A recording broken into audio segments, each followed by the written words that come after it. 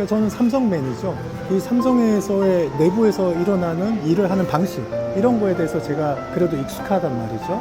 일반 우리 공무원들은 뭐 잘 이해할 수 없는 삼성 디스플레이, 삼성전자, 임직원들의 마인드를 공유할 수 있고, 또 내부적으로도 필요한 것들, 이런 것들을 지원해 줄 수 있지 않을까. 기업과 소통하면서 찾아내고, 필요한 것들이 실제 이 지역사회에서 시청이나 관을 통해서 지원이 이루어지도록 할 필요가 있는 것들은 저희가 관에 요청도 하고 제안도 하고, 이 지역이 발전할 수 있도록, 기업들이 더 경쟁력을 가질 수 있도록 하는 거에 좀 도움이 될 수 있지 않을까. 이 논문은 우리나라의 가전 3사, 삼성전자, LG전자, 대우전자에서 신제품들을 어떻게 개발했는지, 한 3개 회사의 제품, 9개 제품에 대해서 신제품 개발 과정과 전략을 연구한 내용입니다. 이게 벌써 30년, 어떤 분야는 기술이 굉장히 빨리 변해서 완전히 쓸모 없어진 기술도 있고, 지금도 여전히 쓰고 있는 기술도 있죠.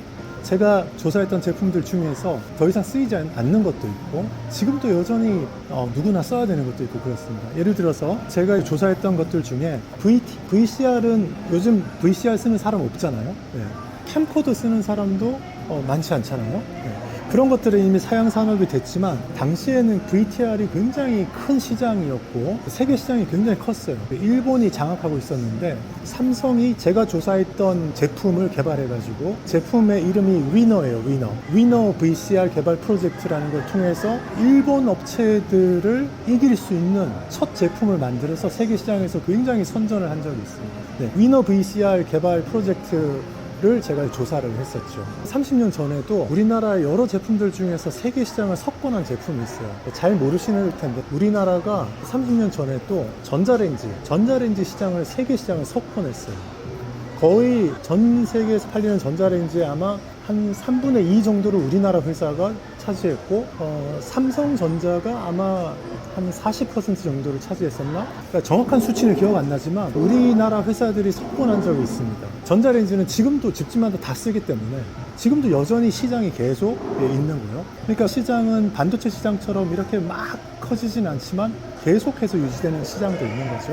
네, 여기 지금 아산에는 삼성 디스플레이 중에 최고의 회사인 삼성 디스플레이가 있는데, 옛날에 삼성이 이제 위너 VCR 같은 거 개발하면서 쌓았던 노하우들, 그런 것들이 다 쌓여서 지금 이런 삼성 디스플레이 같은 이런 최고의 기업을 만들 수 있는 그런 게 된 거라고 볼 수 있겠죠.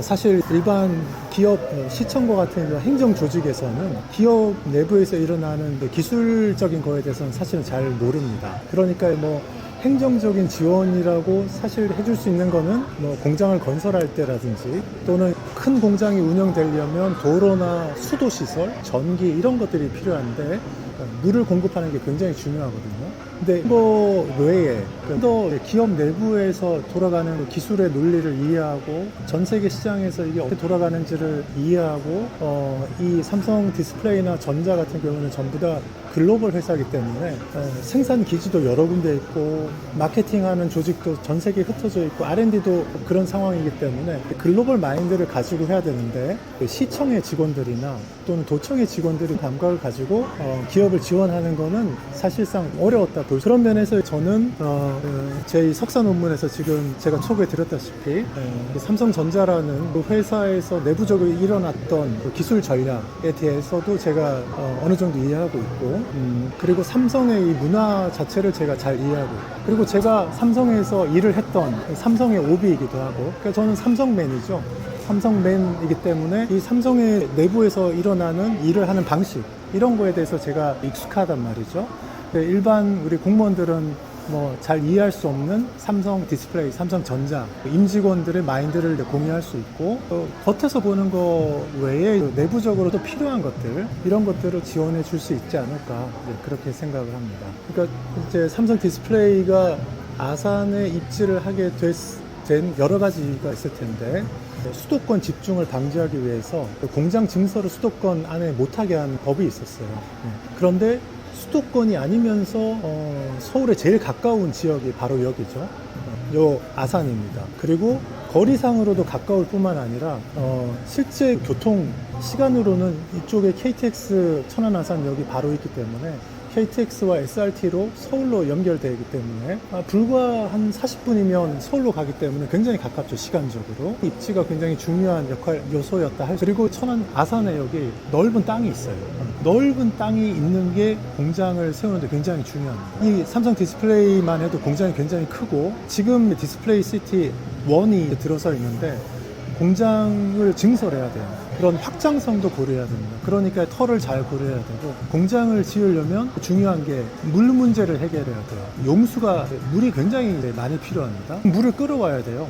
하이닉스가 용인에 반도체 공장을 뭐 짓는다 이러는데 물 문제 해결 때문에 엄청 고생하고 있잖아요.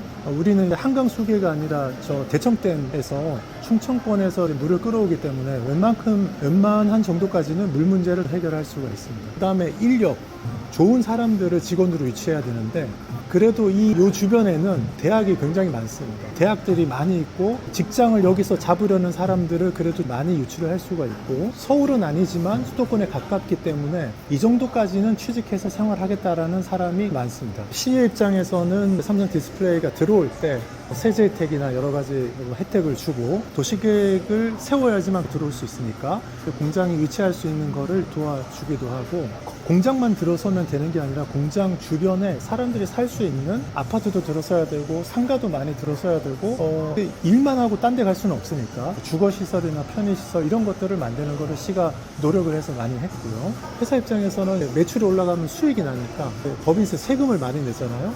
세금 내는 게 시의 재정으로 들어가니까 시 재정에 큰 도움이 되고, 직원들이 여기 살게 되니까 소비를 많이 하게 되죠. 지역 경제에 도움이 되고, 삼성이 있음으로 해서 직원들의 어떤 혜택 차원에서 예를 들어서 지금 자사고인 삼성 고등학교를 만들었어요. 우리 아산에서 제일 좋은 학교이고, 삼성 직원들을 어느 정도 비율로 뽑지만 삼성 직원 자녀 아닌 학생들도 뽑기 때문에 우리 지역사회에 도움이 되기도 하고, 삼성에서 수시로 뭔가 기부를 하거나 해서 시에 도움을 주는 것들이 많이 있습니다.